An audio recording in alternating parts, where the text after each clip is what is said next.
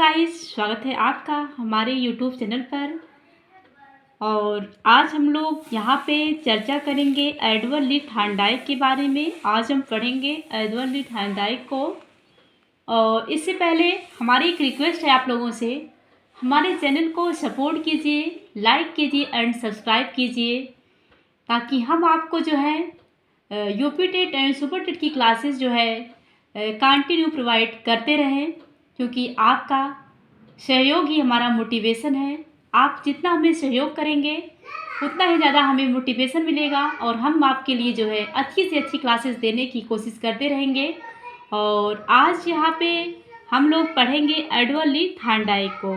जैसा कि एडवर्ड ली थॉर्नडाइक एक पशु मनोवैज्ञानिक थे और इन्होंने अपना जो प्रयोग है वो बिल्ली पर किया। और ये अमेरिका के मूल निवासी थे। एक क्वेश्चन परीक्षा में बहुत बार पूछा गया है कि एडवर्ड ली थॉर्नडाइक कहाँ के निवासी थे, तो ये अमेरिका के मूल निवासी थे। और इनकी कुछ उपलब्धियां हैं, थोड़ा सा इसे देख लेते हैं कि थॉर्नडाइक जो है शिक्षा मनोविज्ञान के जनक थे। इनकी एक पुस्तक है एजुकेशन साइकोलॉजी। इस पुस्तक ने इन्हें जो है शिक्षा मनोविज्ञान का जनक बना दिया। ये पुस्तक इतनी पॉपुलर हुई कि इस पुस्तक ने इन्हें जो है शिक्षा मनोविज्ञान का जनक बना दिया। इसके बाद है एसआर थ्योरी। एसआर सिद्धांत के जनक एसआर सिद्धांत यानी कि उद्दीपक अनुक्रिया सिद्धांत, एसआर सिद्धांत के जनक कहे जाते हैं। बुद्धि का बहुकारक सिद्धांत, इन्होंने जो है बुद्धि का बहुकारक सिद्धांत दिया। और बुद्धि का जो एक कारक सिद्धांत टर्मन ने दिया, बुद्धि का द्विकारक सिद्धांत स्पीयरमैन ने दिया और बुद्धि का बहुकारक सिद्धांत जो है थॉर्नडाइक ने दिया। व्यक्तित्व का विभाजन बहुत से जैसे कि युंग ने, कैसमन ने, सेरल ने, सबने जो है व्यक्तित्व का विभाजन किया है और थॉर्नडाइक ने भी व्यक्तित्व का विभाजन किया है। इनसे एक क्वेश्चन पूछा जाता है कि थॉर्नडाइक के व्यक्तित्व के विभाजन का आधार क्या है, तो इनके व्यक्तित्व का विभाजन का आधार है चिंतन और कल्पना है। इसको हम डिटेल्स में आगे पढ़ेंगे। इसके बाद है स्मृति एवं विस्मृति का सिद्धांत। इन्होंने स्मृति और विस्मृति का सिद्धांत भी दिया। और यहाँ पे देखते हैं इनकी आज कुछ पुस्तकें। इनकी पुस्तक है एजुकेशन साइकोलॉजी, शिक्षा मनोविज्ञान, जो 1913 में आई। और दूसरी पुस्तक है एनिमल इंटेलिजेंस। तीसरी पुस्तक है एजुकेशन आ फर्स्ट बुक, एजुकेशन साइकोलॉजी। ये जो पुस्तक है, इसी पुस्तक ने जो है थॉर्नडाइक को शिक्षा मनोविज्ञान का जनक बना दिया। और दूसरी पुस्तक एनिमल इंटेलिजेंस ने इन्होंने जो है इस पुस्तक में जो है तमाम पशुओं पर जिन्होंने प्रयोग किया है उसको इन्होंने लिखा है। और तीसरी पुस्तक है एजुकेशन आ फर्स्ट बुक, इसमें इन्होंने अधिगम के सिद्धांतों के बारे में लिखा है। इनके जो अधिगम के सिद्धांत हैं उन सभी सिद्धांतों को इन्होंने अपनी इस पुस्तक में लिखा है।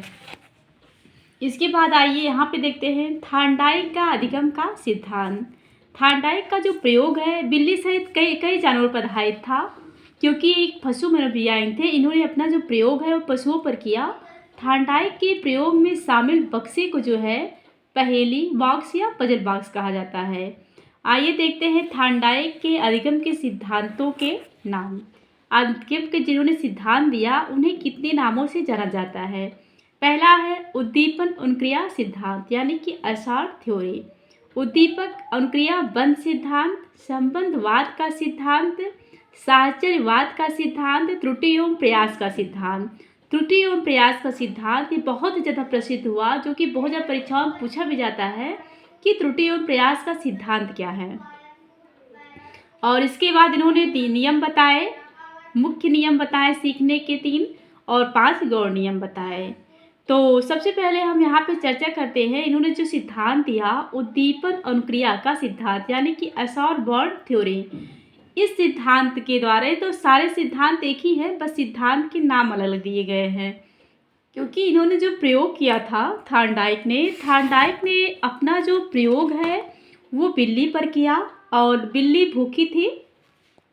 भूखी बिल्ली को एक विशेष बॉक्स में इन्होंने रख दिया जिसको पजल बॉक्स कहा जाता है, और बॉक्स के बाहर भोजन रख दिया। बॉक्स से बाहर आने के लिए बॉक्स में एक लीवर लगा हुआ था जिसे दबाने पर बॉक्स दरवाज़ा खुल सकता था। और बिल्ली जो है भूखी होने के कारण बिल्ली ने उस बॉक्स में उछल कूद मचाई। और बहुत बार जब उसने उछल कूद मचाए तो इससे जो है लीवर जो है दब गया और बिल्ली ने बाहर आकर भोजन प्राप्त कर लिया। क्योंकि सामने भोजन रखा और भूख लगी हो तो व्यक्ति प्रयास तो करेगा ही ना कि जो है हमें भोजन मिल सके। और बिल्ली भूखी थी और सामने ही उसने उसने थांडाइक ने मछली का टुकड़ा रखा था और वो बहुत ज़्यादा भूखी थी, तो उसने जो है उस बॉक्स के अंदर से उसने इतना मतलब उछल कूद मचाया कि उसका पैर उस लीवर पर पड़ गया, जिस पे पड़ते ही वो बॉक्स खुल सकता था और इससे बिल्ली बाहर आ गई। थांडाइक ने इस प्रयोग को बार बार दोहराया, बार बार उसने बिल्ली को बंद किया और बार बार बिल्ली जो है बाहर आने का प्रयास करती रही। उसने देखा कि प्रत्येक बार बिल्ली को बाहर आने में जो है पिछली बार से कम समय लगा और कुछ समय के बाद बिल्ली एक ही समय में दरवाज़ा खोलना सीख गई। इसी को उन्होंने बताया कि त्रुटि और प्रयास का सिद्धांत, कि व्यक्ति जो है किसी कार्य को अगर बार बार कर रहा है तो बहुत बार गलतियां होंगी, लेकिन एक समय ऐसा आएगा कि वह जो है कार्य को करना सीख जाता है। इस प्रकार से मैकडूगल ने भी कई प्रकार के प्रयोग किए और उन्होंने भी यह सिद्ध किया कि पशु या मनुष्य जितनी बार प्रयत्न करता है उसकी भूलने की जो क्षमता है उतना ही ज़्यादा कम हो जाती है और वह कार्य जो है सफल तरीके से करना सीख जाता है। तो इस प्रकार से ये रहा थांडाइक के अधिगम के सिद्धांत को निम्नलिखित नामों से जाना जाता है और ये है थांडाइक के अधिगम का सिद्धांत। और इसके बाद हम इसको डिटेल्स से पढ़ेंगे। इसके हम थांडाइक ने जो अधिगम के मुख्य नियम बताए 3 और 5 गौण नियम बताए, उनकी चर्चा हम कर लेते हैं। यहाँ पे है थांडाइक ने सीखने के जो नियम बताए हैं, मुख्य नियम है तत्परता का नियम, अभ्यास का नियम और प्रभाव का नियम। इसके बाद है थांडाइक ने जो गौण नियम बताए हैं, 5 गौण नियम बताए हैं। बहु क्रिया का नियम, मानसिक स्थिति का नियम, आंशिक क्रिया का नियम या तत्वों की पूर्ण सामर्थ्य, समानता का नियम या अवसाद, साहचर्य परिवर्तन का नियम। ये नाम भी परीक्षाओं में पूछे जाते हैं। जैसे कि आपको परीक्षा में दे दिया कि तत्परता का नियम थांडाइक के मुख्य नियम में शामिल नहीं है। ऑप्शन में आपको दे दिया तत्परता का नियम शामिल नहीं अगर पूछ रहा है वहाँ पे, तो आपको कोई भी ऑप्शन दे दिया और यदि आपको नाम याद है तो आप जो है बता ले जाएंगे। यहाँ पे जैसे कि क्वेश्चन बन सकता है कि थांडाइक ने सीखने के कितने नियम दिए, तो 3 नियम दिए, पहला क्वेश्चन। दूसरा क्वेश्चन बन सकता है कि थांडाइक के सीखने के नियमों में शामिल है तत्परता का नियम, वहाँ पे दे दिया, इसके बाद 2 और नियम कोई भी डाल दिया।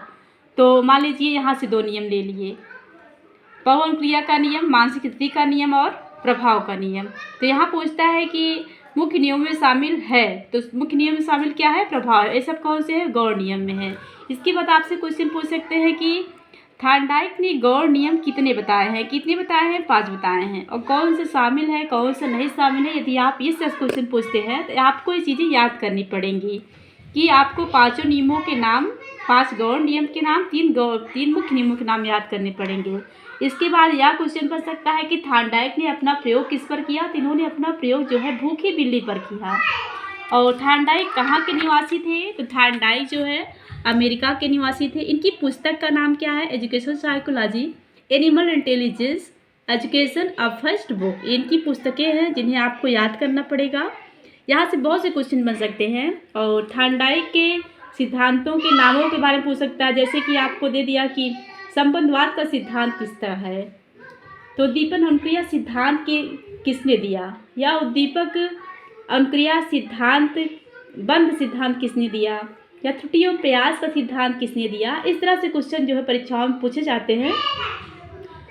इसलिए आपको जो है यहाँ पे इनके सिद्धांतों के नाम, ये निवासी कहाँ के थे, इनकी पुस्तक का नाम, और इन्होंने जो है मुख्य नियम कितने दिए, गौण नियम कितने दिए, इन्होंने प्रयोग किस पर किया, ये सारी चीज़ें आपको जो है याद करनी पड़ेंगी। और इसके बाद हम आपसे मिलेंगे नेक्स्ट सेशन में, जहाँ पे हम जो है आपको जो है इनके सिद्धांतों का एक विस्तृत व्याख्या करेंगे। इनको जो सिद्धांत इन्होंने दिया है, 5 जो है 3 मुख्य सिद्धांत जो बताए इन्होंने और 5 जो है गौण सिद्धांत जो बताए, वो उसके बारे में हम जो है एक विस्तृत व्याख्या करेंगे अपनी नेक्स्ट क्लास में। थैंक यू दोस्तों, मिलते हैं नेक्स्ट सेशन में। हमारी क्लास आपको कैसी लगी हमें कमेंट में ज़रूर बताइएगा।